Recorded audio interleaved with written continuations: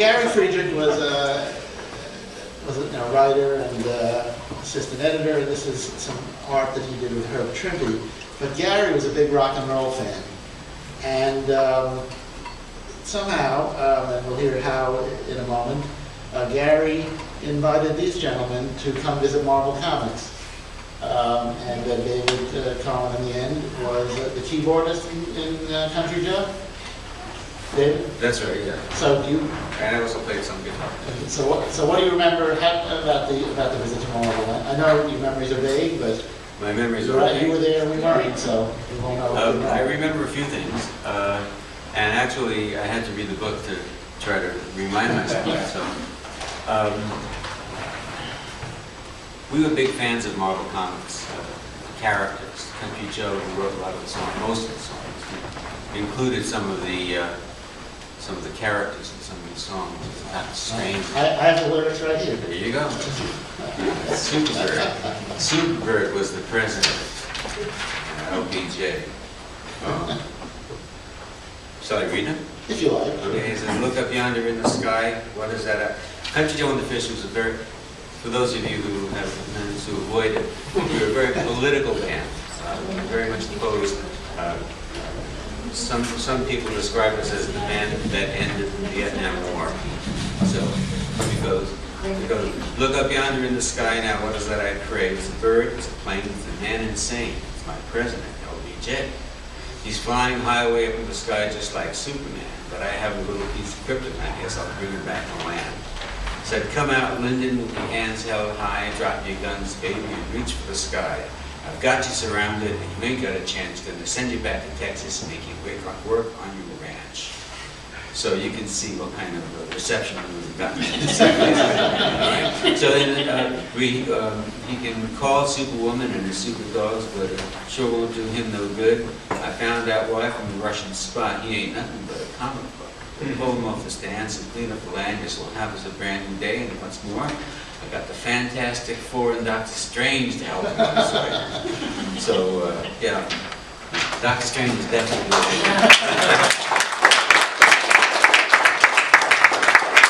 So how did that visit come about? I know there's some correspondence with him. Well, I called the offices. Mm-hmm. We got to New York, and I called the offices, and I said, I'm up. So I think it was 2 visits, right? I think so. Yeah. That's unclear to me, but I think there were probably 2. I think there were 2 visits. I called and they said, sure, come up. So I think I must have spoken to Flo. I think part of the story. So we walked into the offices, and of course we were in New York to play. So we got dressed up to go see Marvel Comics. Dressed out in our hippie attire. So we walked in, and yes, it was you. Screamed, Flo. So whoever was there actually screamed, and it was the kind of thing that Country Joe and the Fish never used to get. We were not like the Beatles. We couldn't walk down the street. Every now and then we get on stage and people would, get all excited, but it was immediately endeared me to her. So, and then I guess we talked a little bit. Stan was not there or couldn't see us, and so we hung out for a little while, and then we left. And then a more formal meeting was arranged, right? Right. Yeah. I guess I went to that too, because I do remember meeting Stan. I do remember meeting him. It was about.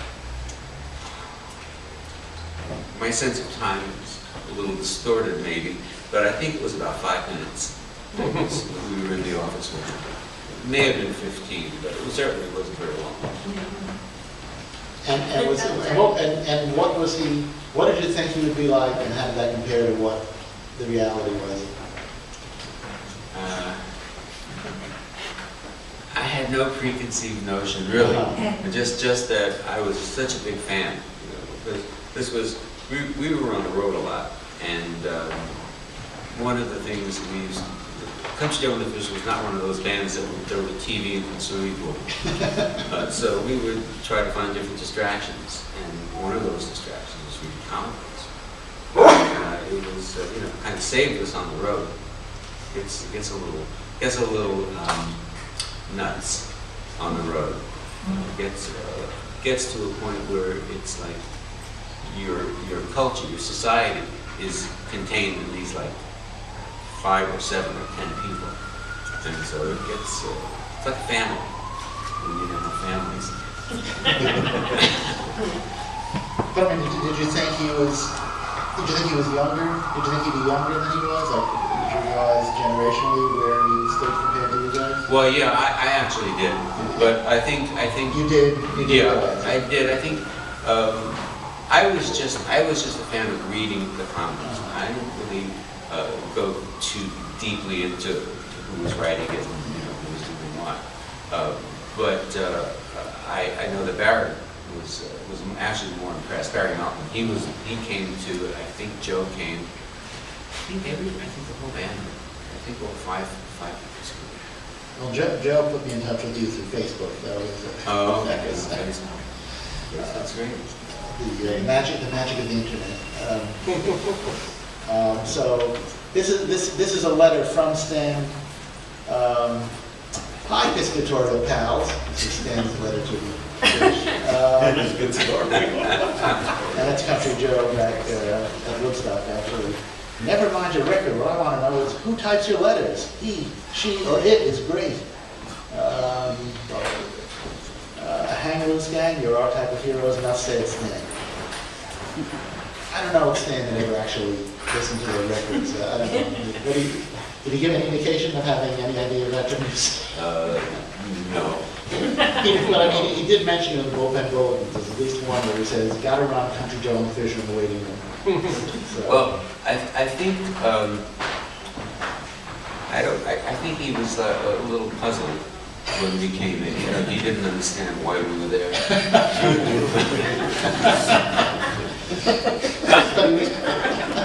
That was the impression I got. But, and again, it was maybe a generational thing. Yeah. Gary writes about it in some depth in the book, and then David interviewed about it.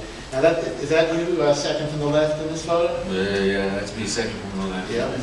It's real hair. There's Barry Melton all the way on the left. That's Barry. There we go. Bruce Barthol's in the back. There's Joe McDonald. And Gary Chickenhirsch. And here's his interview with David. And why? It's the cover to this album. And that's Barry. So that's Barry on the left, and that's Barry closer to today. That's an issue of Agent of S.H.I.E.L.D., oddly enough, in which the Fisher guest starred, singing Superbird. Nick Fury's very puzzled over the whole situation.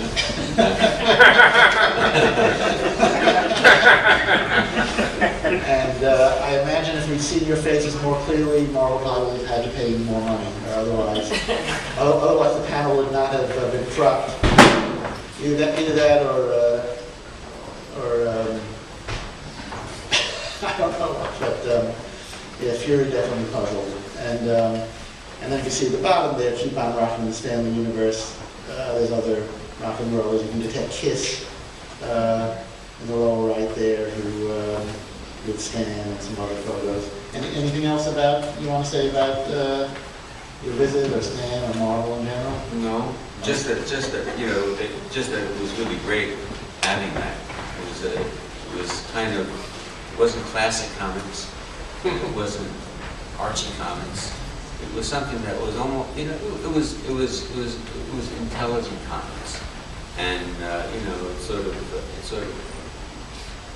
for me it was, that was it. It was really something that I was able to enjoy.